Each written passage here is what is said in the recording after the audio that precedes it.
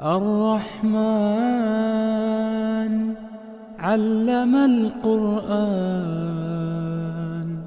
خلق الإنسان علمه البيان. الشمس والقمر بحسبان، والنجم والشجر يسجدان. والسماء رفعها ووضع الميزان، ألا تطغوا في الميزان.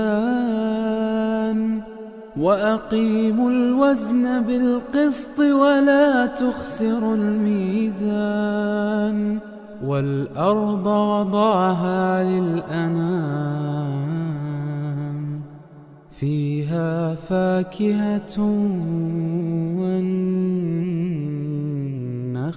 ذات الأكمام، والحب ذو العصف والريحان. فبأي آلاء ربكما تكذبان؟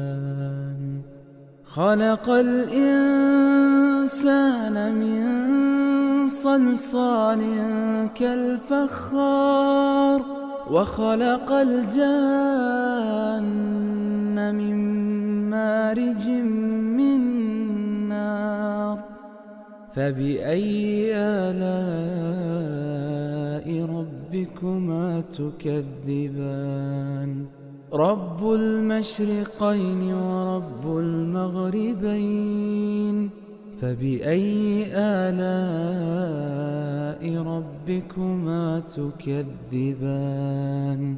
مرج البحرين يلتقيان، بينهما برزخ لا يبغيان. فبأي آلاء ربكما تكذبان؟ يخرج منهما اللؤلؤ والمرجان. فبأي آلاء ربكما تكذبان؟ وله الجوار المنشآت في البحر كالأعلام. فبأي آلاء ربكما تكذبان؟ كل من عليها فان،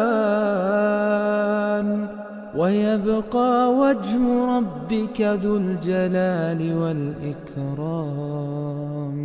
فبأي آلاء ربكما تكذبان؟